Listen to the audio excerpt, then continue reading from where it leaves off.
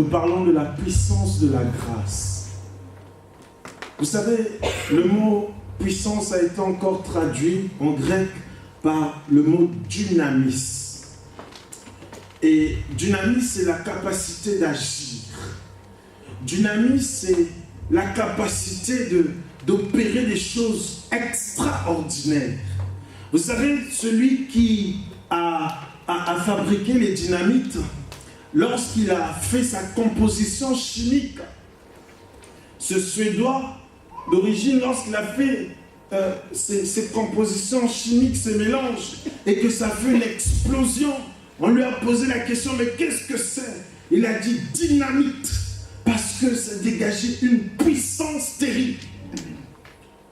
Et notre thème ce matin, c'est la puissance de la grâce. La grâce est une faveur imméritée.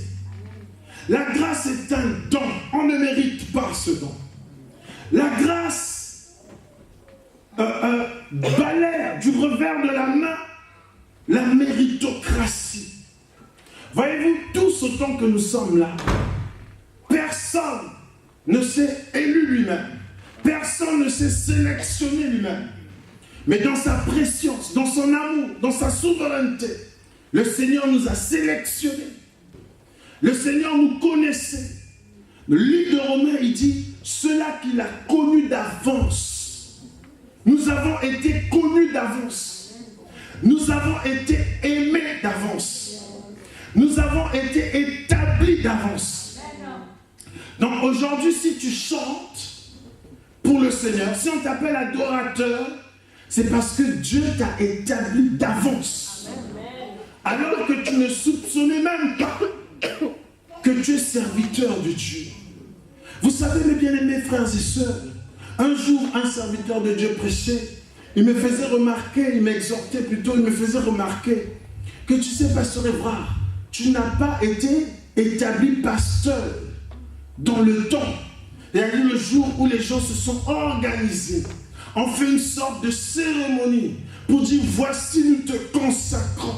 Non, en réalité, dans l'éternité, Dieu connaissait ta nature. Amen. Et il savait quel est le rôle que tu dois jouer sur terre. Amen. Alléluia. Amen. La Bible dit Dieu a pris des captifs, il les a emmenés dans les hauteurs. Amen. Et il a donné des dons. Il y en a qu'il a établi apôtres. Il y en a qu'il a établi prophètes, docteurs, évangélistes, pasteurs. Il a donné des dons. C'est une grâce. C'est merveilleux. Voilà pourquoi on n'a même pas à se battre. On n'a même pas, parce que tout est grâce. Que quelqu'un dise avec moi, tout est grâce. Tout est grâce. Tout est grâce. Alléluia. C'est une faveur imméritée. Mais nous disons la puissance de la grâce. Pourquoi la puissance? Comme je vous ai dit tout à l'heure, la puissance c'est quelque chose de très fort. C'est dynamisme. Nous savons que la grâce, le livre de Jean nous dit, la loi est venue par Moïse, la grâce et la vérité sont venues par Jésus-Christ. Et comme le pasteur Nadine l'a si bien dit, la grâce, c'est Jésus-Christ. Vous savez, l'humanité était recouverte par le péché. Il y avait le péché. Et chaque personne qui naissait avec cette nature pécheresse. Nous le savons tous. Et ce péché est une puissance. Vous savez, mes bien-aimés, il y a des choses, comme le témoignage du pasteur dit, il a été délivré par ci et par ça. Il y a des choses, bien-aimés, qui sont comme des puissances dont on ne peut se débarrasser soi-même. Il y a des situations dans lesquelles on ne peut pas se délivrer soi-même. Parce que ce n'est pas une situation simplement naturelle, physique, mais c'est une situation spirituelle. Alléluia. Amen. Prenons l'exemple du peuple d'Israël, le peuple hébreu. Ils étaient en captivité en Égypte. Cette captivité était au-delà des chaînes physiques. Il y avait un pouvoir, le pouvoir de l'Égypte, les puissances égyptiennes des dieux égyptiens qui tenaient captifs. Donc ils ne pouvaient pas se libérer par eux-mêmes. Il y avait un pouvoir, il y avait une puissance qui était sur eux. Alléluia. Amen. Vous savez, il y a plusieurs personnes qui peuvent se retrouver dans des situations comme ça et se disent, comment je vais m'en sortir? Comment la situation va-t-elle changer? Et c'est là où la grâce intervient. Parce que la grâce, ce n'est pas après avoir passé un entretien. La grâce, ce n'est pas après avoir examiné ton dossier. La grâce, ce n'est pas après avoir fait un concours. La grâce, ce n'est pas après avoir fait un examen où tu as été retenu avec mention honorable. Non, la grâce, ce n'est pas cela. Rappelons-nous de Zachée. Qu'est-ce qui s'est passé avec Zachée? Le Seigneur passait. La foule accourait. Il était entouré par tout le monde. Zachée étant petit de taille, Zachée ne pouvait même pas s'approcher pour voir Jésus-Christ. Alors il est monté sur un arbre qu'on appelle le sycomore pour arriver à voir ou à percevoir Jésus qui passait.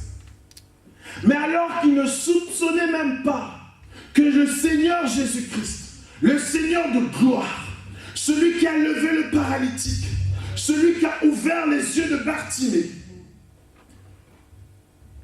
celui qui a guéri la femme qui était courbée pendant 18 ans. Il ne soupçonnait pas que le Seigneur allait lui dire, ce soir, le salut entre dans ta maison. Amen. Alléluia. Amen. Bien-aimés, il y a des gens que nous avons peut-être condamnés. Il y a des gens que nous avons dit, celui-là, celle-là, le Seigneur ne peut pas l'approcher. Mais le Seigneur dit, ce soir, le salut entre dans ta maison. Amen. Et moi je te dis ce matin, le salut entre dans ta maison. Amen. Car tu es la personne, écoute-moi bien, tu es la personne par laquelle le cycle de malédiction s'interrompt pour commencer un cycle de bénédiction. Amen. Alléluia. Amen. Zachée ne soupçonnait pas. C'était un publicain, un collecteur d'impôts. Il était mafieux, frauduleux, comme peut l'être le système de ce monde. Vous savez, le système de ce monde, il est frauduleux. Alléluia. Voilà pourquoi il y en a parmi nous qui ne trouvent aucun autre moyen aussi de frauder. On t'apprend la fiscalité et on t'apprend à défiscaliser. Le système est mafieux. Et Zachée était mafieux. Mais écoutez ceci. Voilà pourquoi j'aime la grâce. Et voilà pourquoi le pasteur Daddy disait tout à l'heure, la grâce ne nous pousse pas à vivre une vie de péché. Parce que lorsque le Seigneur Jésus-Christ est rentré dans la maison de Zachée, il ne lui a pas dit, restitue les biens. Mais Zachée, reconnaissant la grâce, reconnaissant qui est Jésus et qui est lui, il a dit, voici ce que j'ai volé. Et je vais donner même le double de ce que j'ai pris. Comme pour dire, la grâce te pousse à aimer le Seigneur. Amen. La grâce te pousse à plaire au Seigneur. Amen. La grâce te donne envie d'être agréable. Amen. Alléluia. Amen. Amen. Amen. Qu'est-ce que j'entends quelquefois? Vous savez, il y a certains milieux, lorsque vous entrez là-bas, même quand c'est des serviteurs, si tu ne fais pas attention, tu vas te dire, ah mais donc, péché ce n'est pas aussi grave que ça. Il y a tellement de légèreté, tellement de laisser-aller, que si tu fréquentes certains milieux, des milieux pourtant chrétiens, pourtant des serviteurs de Dieu, mais c'est là où tu vas devenir toi aussi léger ou légère. Amen. Amen. Amen. Amen. Or, Zachée, en contact avec le Seigneur Jésus-Christ, il n'a pas du tout eu le désir d'être léger. Il a eu le désir, au contraire, de restituer le tout. Alléluia. Amen. Pourquoi? Parce que la grâce de Dieu dans ta vie dépose l'amour. Alléluia. Amen. Mais pas l'amour héros ni l'amour philéo, l'amour agapao, l'amour de Dieu, l'amour qui t'attache à Dieu. Car Dieu est amour. Et la Bible dit, il nous fait participer à sa nature divine. Alléluia. Amen. Amen. Voilà pourquoi, bien-aimés dans le Seigneur, nous allons lire un premier passage. Nous allons ouvrir nos Bibles dans le livre de Tite, chapitre 2, à partir du verset 11. Je demandais à une personne de nous faire la lecture. Tite, chapitre 2, à partir du verset 11.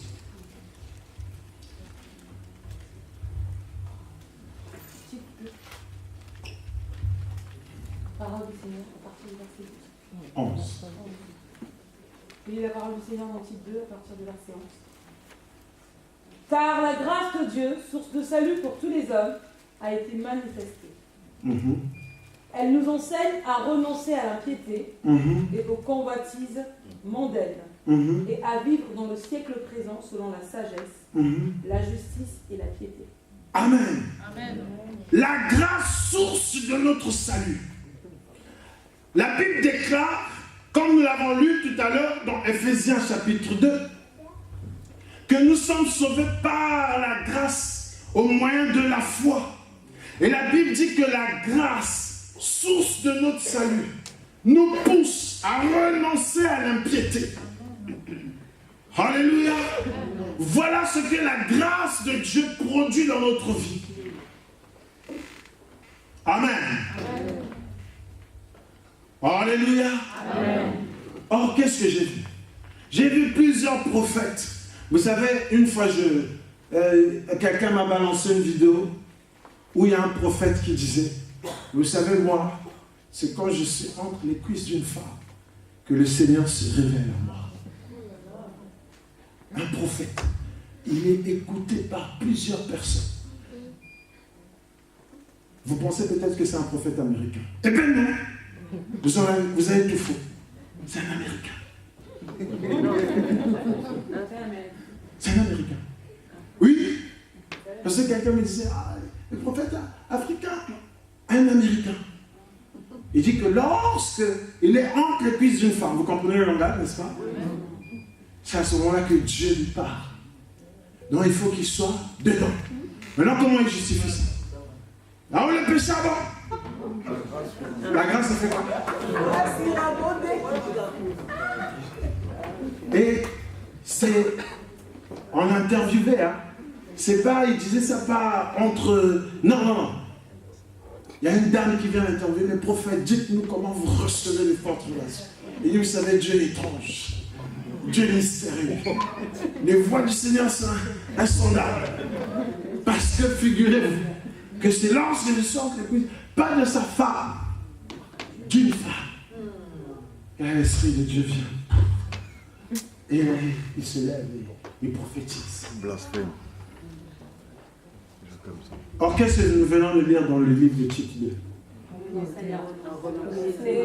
À l'impiété, à l'injustice.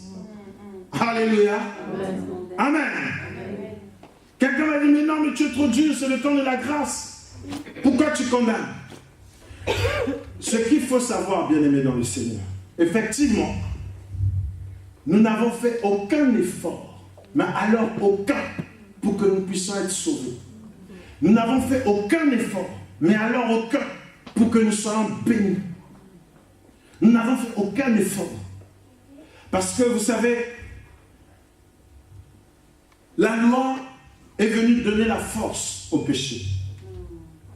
S'il n'y a pas le code de la route, et que je grille le feu, en vertu de quoi quelqu'un, même s'il est policier, va me dire, monsieur, vous êtes en infraction, voici votre contravention. Il n'y a aucun code. Mais s'il y a le code, lorsque je vais griller le feu, le policier va m'arrêter. Et je dis, je ne savais pas qu'il ne fallait pas passer au rouge. Il va me dire, nul n'est censé ignorer la loi. La loi. La loi a donné la force au péché. Et personne, quand on parle de la loi, on parle de ce qui est venu par Moïse, la loi de Dieu. Personne ne pouvait répondre à l'exigence de Dieu. Amen. Amen. Personne ne pouvait répondre à cette exigence. Alors Dieu a coupé court. Il a dit, je te déclare saint. Mais je ne suis pas sainte. Je me connais. Je suis insolente. Je ne respecte même pas mon mari. Je n'aime pas les gens. Je m'efforce, mais je n'y arrive pas. Mais le Seigneur, malgré tout, dit non, tu es sainte. Alléluia. Amen. Gédéon, il a dit quoi? Je suis le plus petit de ma famille. Et ma famille est la plus pauvre de Manassé. Mais Dieu l'a dit, vaillant héros.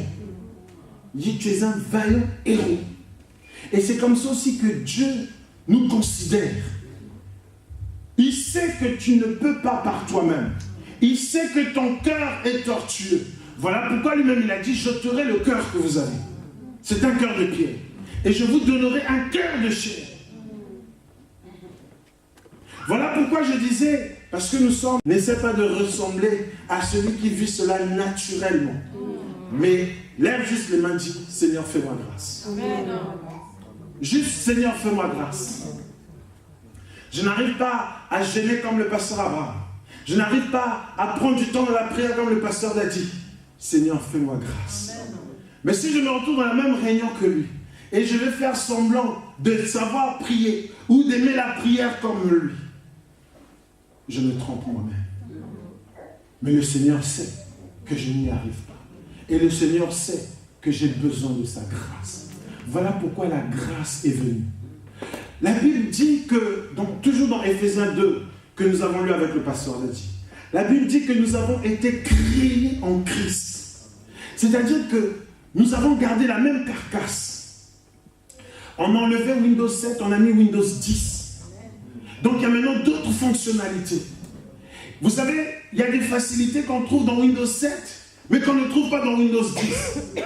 Et ça a le don d'agacer certaines personnes. Ils se disent, mais qui peut le plus, peut le moins. Mais pourquoi là, je n'arrive pas à faire ce que j'arrive à faire tout par un clic? Parce que c'est un autre système. Tu as gardé le même PC, mais c'est un autre système. C'est toujours le même corps, mais cette fois-ci, c'est une autre créature. Alléluia. Alléluia.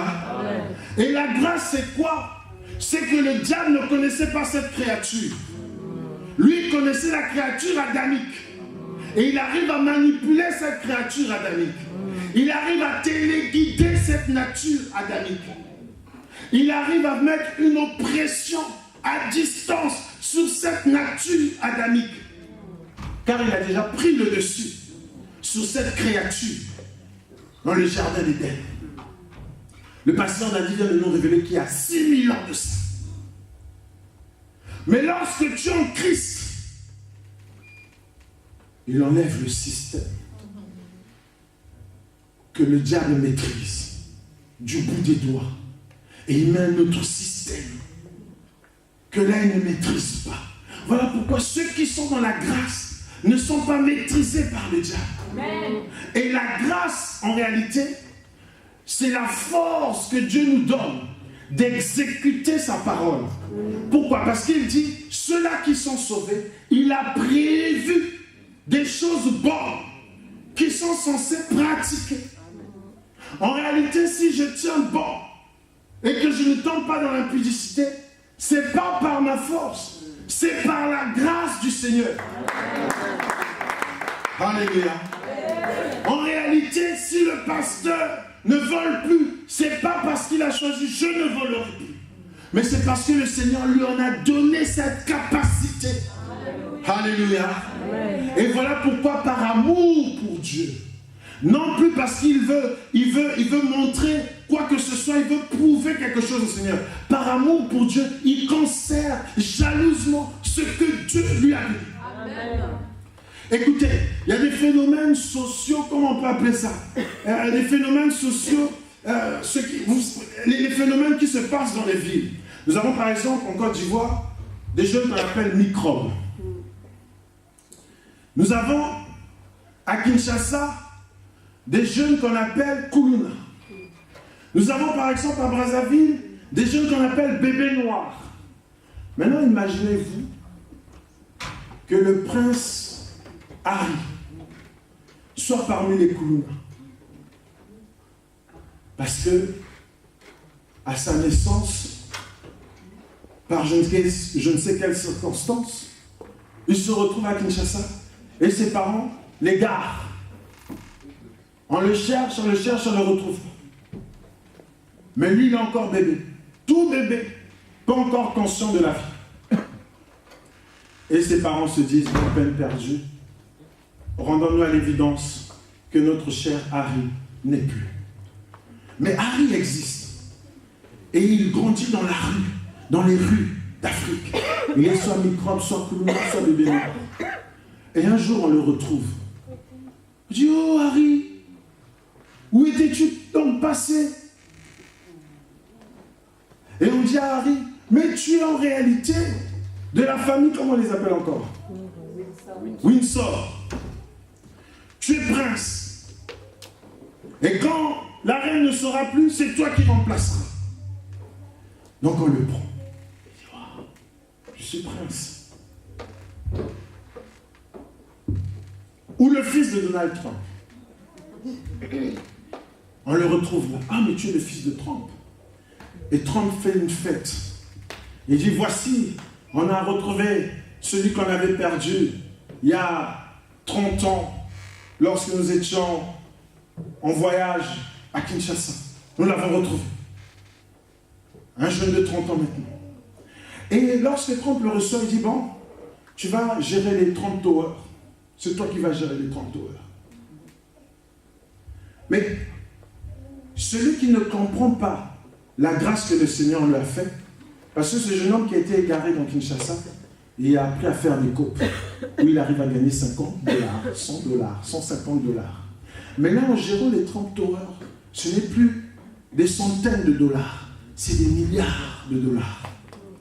Mais ceux qui ne réalisent pas la grâce qui leur a été faite, ils vont dire, oh non, c'est vrai que j'ai des milliards, mais les coupes là qui me rapportaient quand même 50, 200, je ne peux pas rater ça.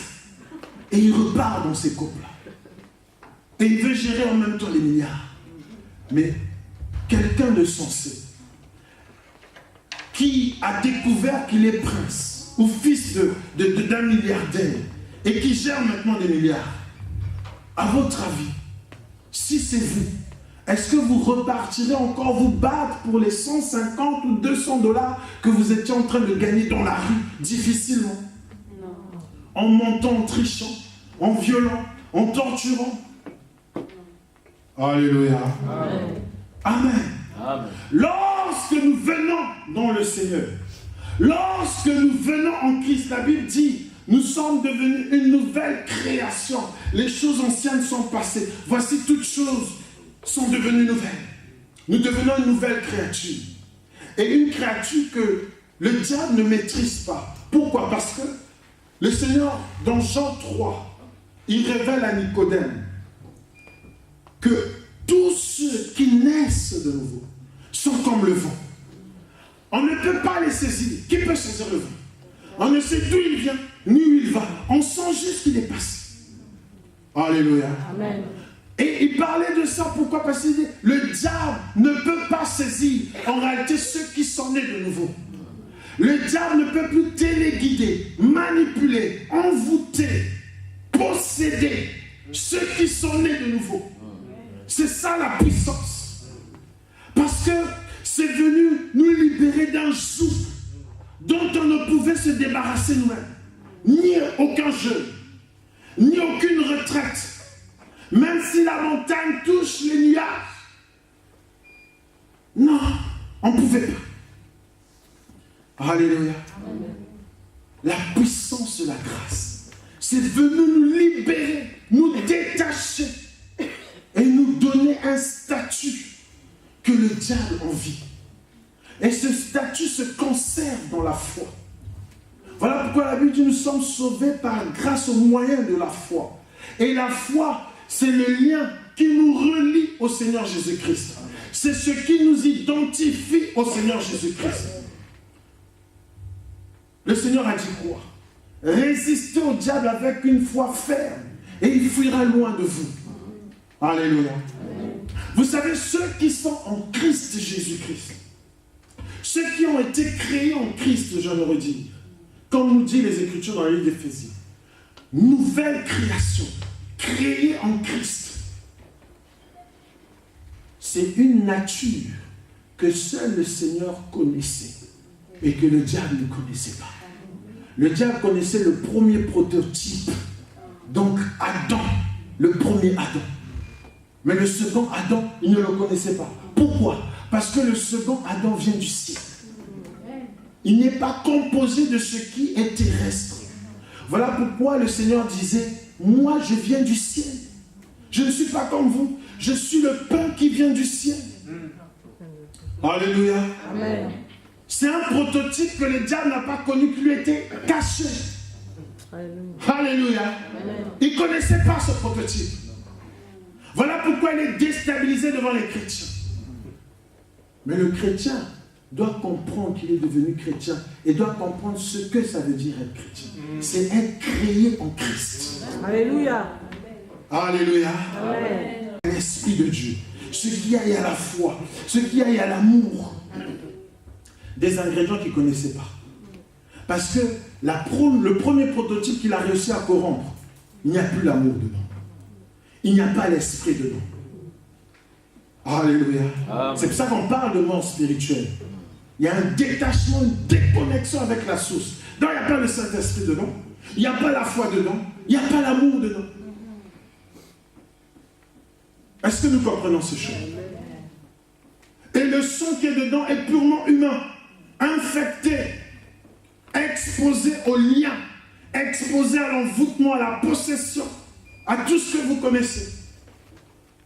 Mais ceux qui sont nés de nouveau, la Bible dit, sont nés d'eau et d'esprit. Ils ne sont plus nés selon la volonté de la chair ni du sang. Donc ils sont voilà pourquoi je vous dis, c'est un nouveau produit, un nouveau prototype. En réalité, on pourrait s'appeler extraterrestre. Alléluia. Amen. Nous sommes des extraterrestres. Parce que nous avons une forme humaine, mais en réalité, nous ne sommes plus humains.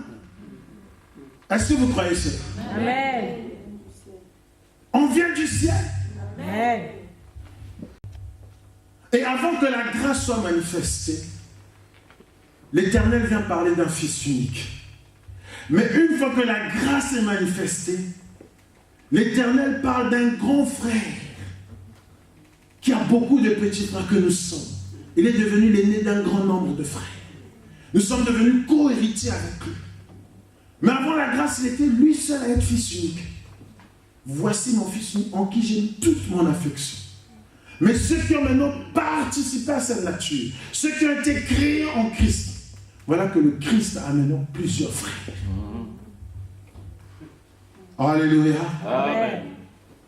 En puisque le diable n'a pas pu vaincre Christ, il ne peut pas non plus vaincre ses petits frères, Amen, ni ses petites sœurs.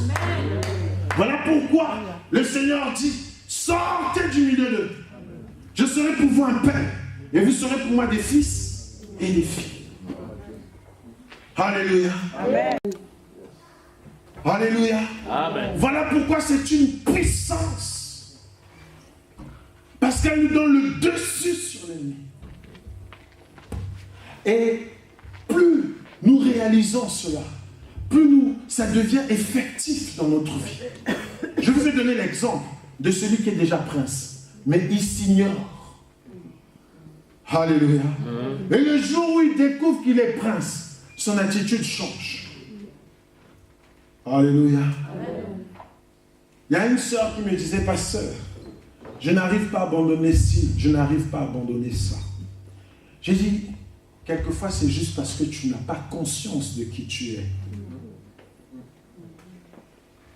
Je lui ai dit, est-ce que tu joues à la marraine?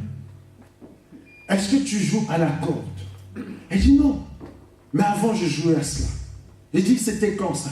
Elle dit, quand j'étais une fillette. Elle dit, mais qu'est-ce qui s'est passé? Puisque c'est toujours le même toi. Qu'est-ce qui s'est passé? Pourquoi tu as arrêté? Simplement parce qu'à un moment donné, elle a vu son corps. Et elle a vu le regard que les gens avaient sur son corps. Elle a pris conscience de qui elle était maintenant. Elle a arrêté. Tout bonnement. Alléluia. Amen. Lorsque nous prenons conscience aussi que nous sommes devenus des nouvelles créatures, en réalité, on n'aura même plus besoin de passer à la délivrance. Amen. On va simplement faire comme quand on a voulu grandir. Je suis grand maintenant, alors je ne vais plus jouer aux billes. Je suis grand maintenant, alors je vais... Vous savez, moi par exemple, j'aimais les dessins animés et je pensais que je ne pourrais jamais faire comme les adultes à cette époque-là qui n'aimaient pas les dessins animés mais qui préféraient par exemple sur le journal télévisé ou des émissions qui moi me paraissaient à cette époque très ennuyeuses. Je dis non, quels sont ces êtres humains qui n'arrivent pas à aimer les dessins animés? Mais aujourd'hui, je ne sais même plus quels sont les dessins animés à la mode. C'est passé comme ça. Juste le fait de prendre conscience que ce n'est plus de mon âge. Alléluia. Amen. Prends conscience de l'œuvre de la croix. Prends conscience de qui tu es en Jésus-Christ. Prends conscience qu'en réalité, tu es un prince, tu es une princesse. Il faut prendre conscience. L'Ecclésiaste a vu une vision qui l'a troublé. Il dit quoi? J'ai vu des princes marchant à pied comme des esclaves. Est-ce que c'était des esclaves? Non. Mais ils marchaient comme des esclaves. Et j'ai vu des esclaves sur des chevaux. Mais est-ce que c'était des princes? Non. Alors, soit c'est des princes qui s'ignorent, ou ils ont été détrônés. Les deux choses. Es-tu sur ton chemin? Pose la question à ton frère. Pose la question à ton frère.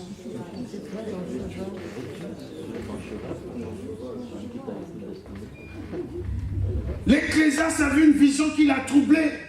Il dit, mais je vois des princes marchant à pied. Il précise, à pied, comme des esclaves. Ça ne veut pas dire qu'ils sont devenus esclaves, mais ils marchent à pied, comme des esclaves, alors qu'ils devaient être sur des chevaux. Le Seigneur dit, alors que vous devrez être maître de tout, vous êtes encore au niveau du lait, érudiment. Alléluia. Ce n'est pas toujours une question de délivrance, c'est une question de prise de conscience. Amen. Est-ce qu'on t'a imposé les mains pour que tu cesses de jouer aux billes? Non. Ah? Non.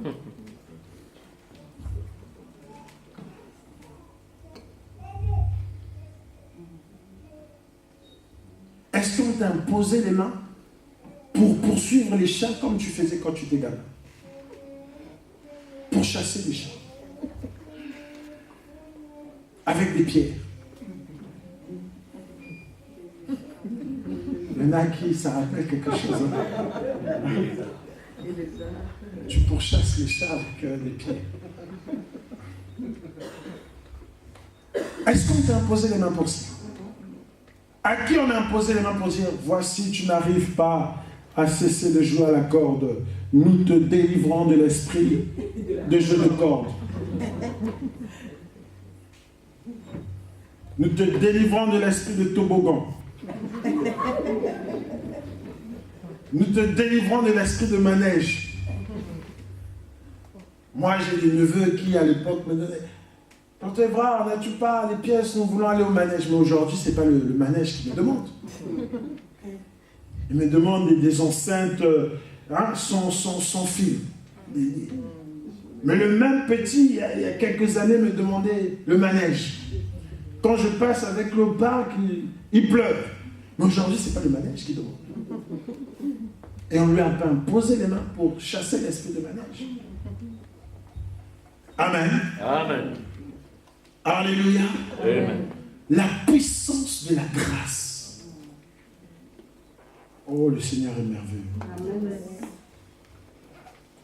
Le Seigneur est puissant. La puissance de la grâce.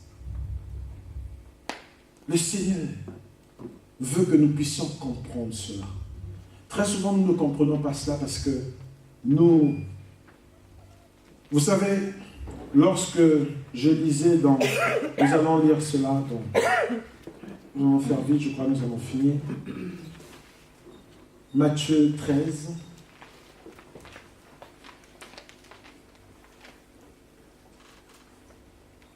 Matthieu 13, à partir du verset 33. Matthieu 13, à partir du verset 33.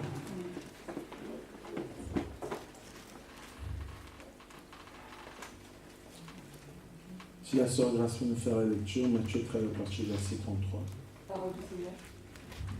Il leur dit cette autre parabole.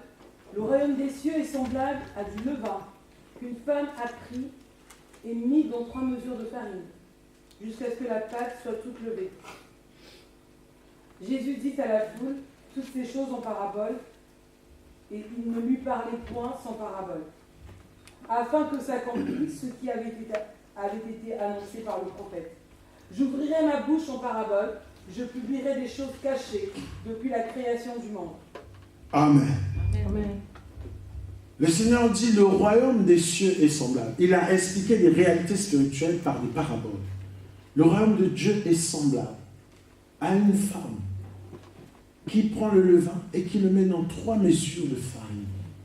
C'est le royaume de Dieu.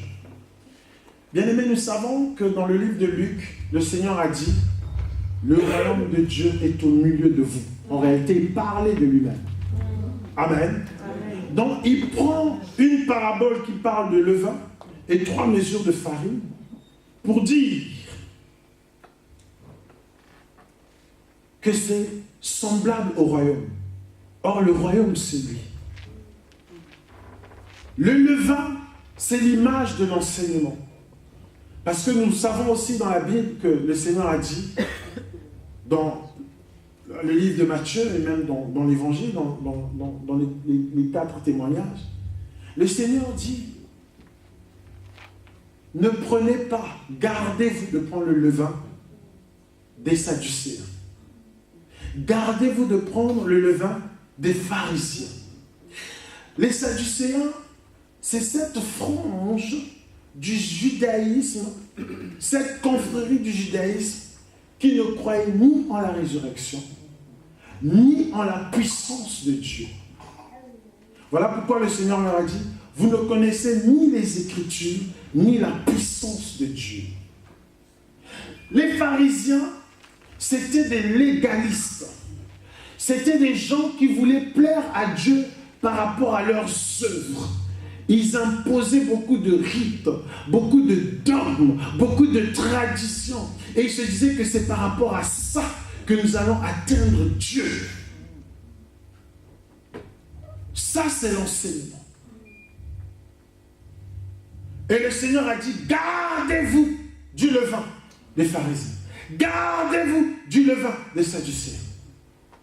Mais il dit, pourtant lorsque nous voyons dans Exode, dans Lévitique, le Seigneur dit que dans la fête des pains sans levain, et qu'on utilisait même pendant la Pâque, il ne fallait mettre aucun levain. Pourquoi? Parce qu'ils étaient dans la loi. Vous savez, lorsqu'on fait le pain, si on fait une pâte, on met juste l'eau et la farine, lorsqu'on va cuire cela, ça sera dur. Et la loi était dure. Mais lorsqu'on va mettre, il sera plus doux, plus agréable à consommer. Et le Seigneur dit, gardez-vous du levain des pharisiens, gardez-vous du levain des Sadducéens. Mais lorsqu'il donne une parabole pour expliquer la réalité du royaume, le royaume qui en réalité est lui-même, il dit, le royaume de Dieu est semblable à une femme qui prend du levain pour mettre dans 3 mesures de farine. Il y a 3 mesures de farine. Il y a le levain. Alléluia. Amen. Le Seigneur, dans Luc 24, au verset 44, il dit quoi? Lorsqu'il rencontre les disciples, il dit, la loi, les prophètes et les psaumes parlent de moi. Alléluia. Amen. Ça, c'est les 3 mesures de farine. Alléluia. Amen. Le levain, c'est l'enseignement véritable qui vient du Seigneur Jésus-Christ. Le Seigneur Jésus-Christ est venu nous révéler que Dieu est notre Père. Le Seigneur Jésus-Christ est venu nous révéler que nul ne va au Père que par lui. Le Seigneur est venu nous révéler que nous avons été visités par Dieu au travers de lui. Car dans Ésaïe 35, à partir du verset 4 là-bas, Dieu dit, au travers de son prophète Ésaïe, « Pourquoi il y a du tumulte au sein de mon peuple? Cette fois-ci, moi-même, plus un prophète, moi-même, je viendrai visiter mon peuple. Et voici comment vous reconnaîtrez mon passage sur terre. Les boiteux feront quoi? Ils vont sauter comme des cerfs. Les aveugles vont recouvrir la vue. Les muets vont parler. Les sourds vont entendre. Les lépreux seront purifiés. »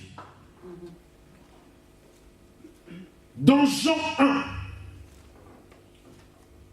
Jean déclare, « Voici l'agneau de Dieu qui ôte le péché du monde. » Jean 1. Dans Matthieu 11, Jean est fait prisonnier. Et Salomé, la fille d'Hérodias, demande la tête de Jean-Baptiste. Et Jean-Baptiste envoie ses disciples aller poser la question à Jésus-Christ. Si c'est lui qui devait venir, ou si on doit en attendre un autre. Le Seigneur Jésus-Christ répond par Ésaïe 35. Il dit, allez lui dire ce que vous voyez et ce que vous entendez. Les boiteux marchent. Les aveugles voient. Les sourds entendent. Les lépreux sont purifiés. Amen. Ce que le pasteur a dit nous a dit. L'Esprit de Dieu est sur moi. Il est venu proclamer une année de grâce. Voilà pourquoi notre enseignement doit être christocentré. Christ est élevé comme un étendard. Amen. Christ est élevé comme un étendard. Alléluia. Amen. Il y en a qui vont te dire, non, il faut faire ceci pour atteindre Dieu. Il faut comme ce. C'est Dieu qui vient à nous. Ce n'est pas nous qui allons à lui. Alléluia. Alléluia. Amen. Amen. Est-ce que nous comprenons ces choses? Amen.